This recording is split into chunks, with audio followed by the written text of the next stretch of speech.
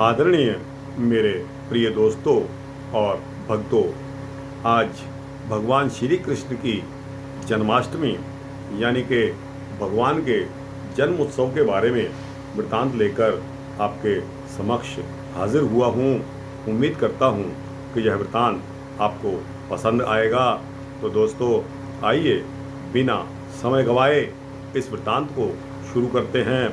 दोस्तों, भाद्रपद कृष्ण पक्ष की अष्टमी को रात के 12 बजे मथुरा के राजा कंस की जेल में श्री वसुदेव जी की पत्नी देवी देवकी के गर्भ से 16 कलाओं से युक्त भगवान श्री कृष्ण का जन्म हुआ था। इस तिथि को रोहिणी नक्षत्र का विशेष महात्म्य है। इस दिन देश के समस्त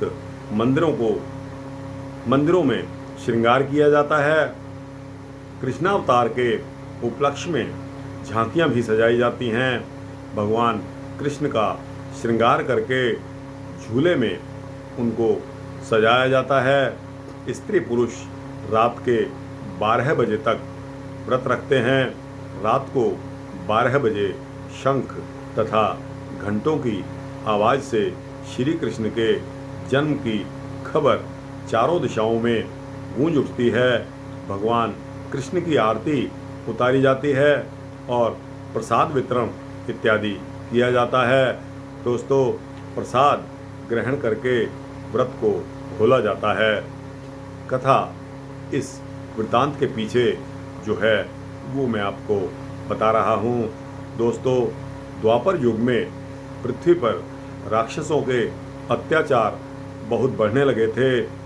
पृथ्वी गाय का रूप धारण करके अपनी कथा सुनाने के लिए तथा अपने उद्धार के लिए ब्रह्मा जी के पास गईं।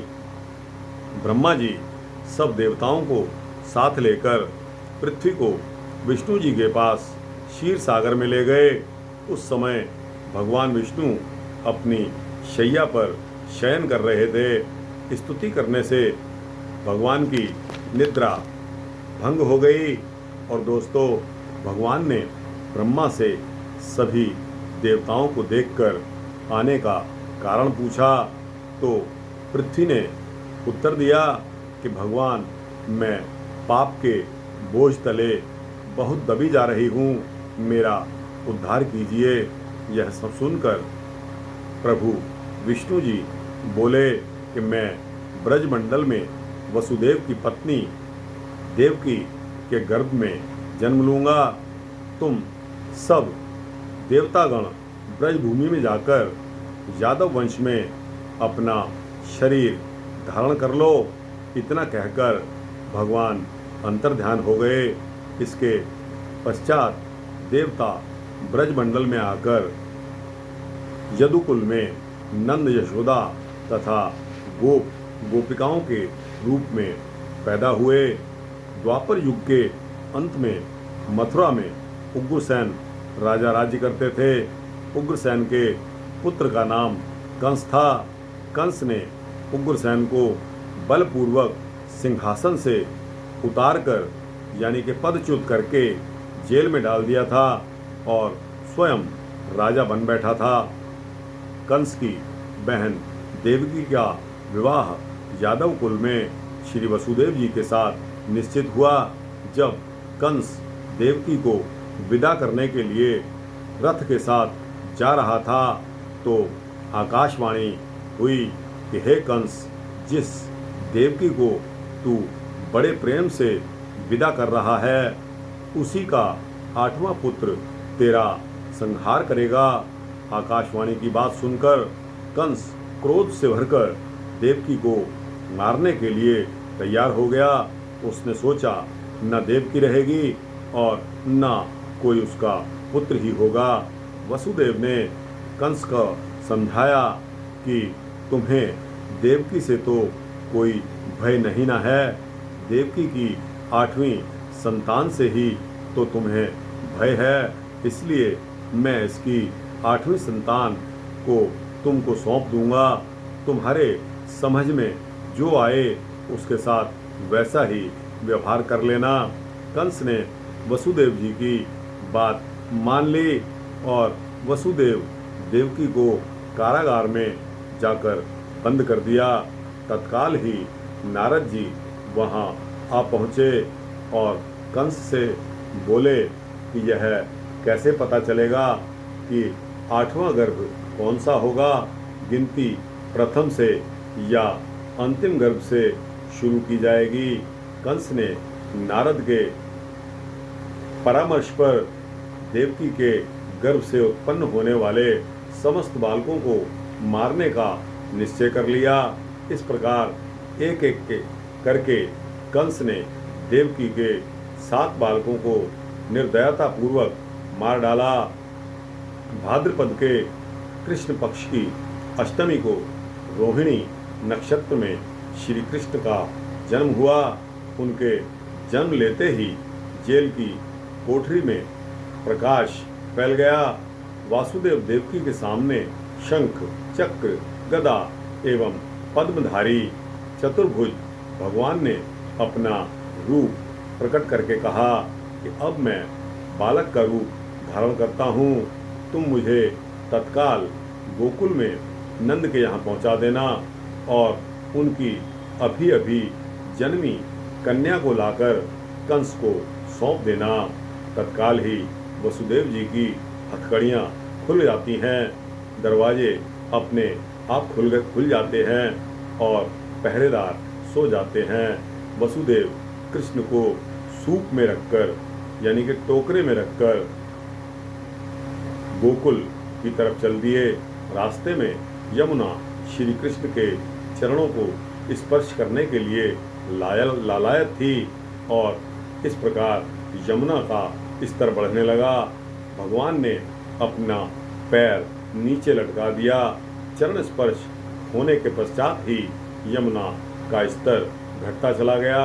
वसुदेव यमुना पार करके गोकुल में नंद बाबा के यहाँ चले गए। बालक कृष्ण को यशोदा जी की बगल में सुलाया और कन्या को लेकर वापस कंस के कारागार में आ गए। जेल के दरवाजे पूर्णतः बंद हो गए।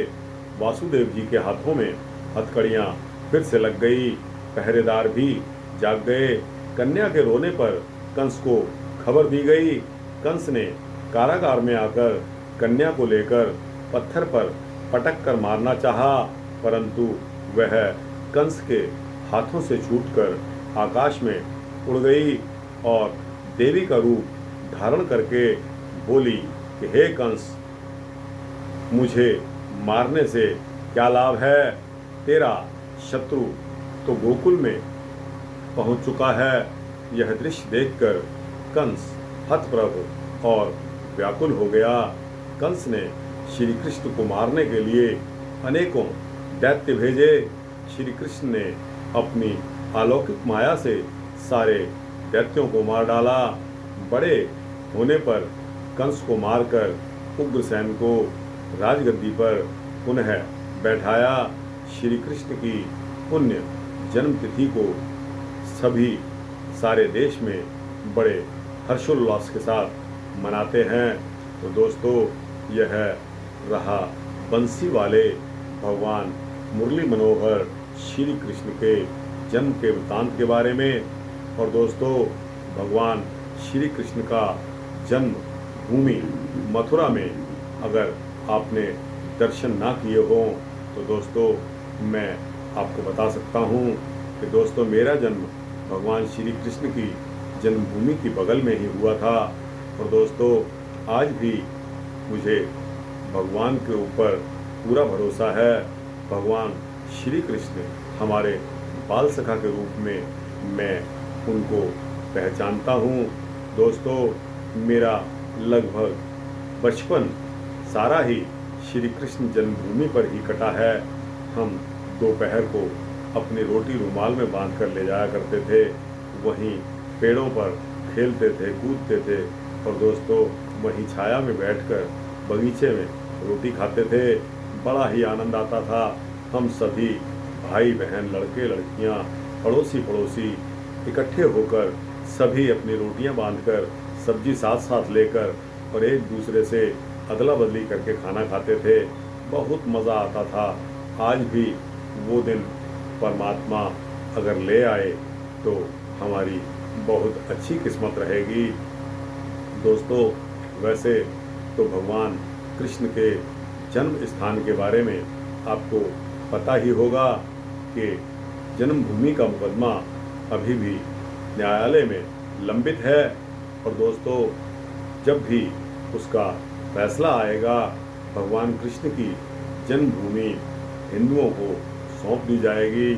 और जिस तरह अयोध्या में श्री राम जन्मभूमि जैसा भव्य मंदिर का निर्माण हो रहा है, उसी प्रकार भगवान कृष्ण की जन्मभूमि पर भी बहुत ही विशाल बड़े मंदिर का निर्माण होगा। और श्री कृष्ण बंसीवाला एक बार फिर आपके लोगों को उद्धार करने के लिए इस दुनिया में आएगा, ऐसी उम्मीद करता हूँ। जय श्री राधे, जय श्री कृष्ण। यह वृत्तांत यहीं समाप्त करने की इजाज़त दीजिए।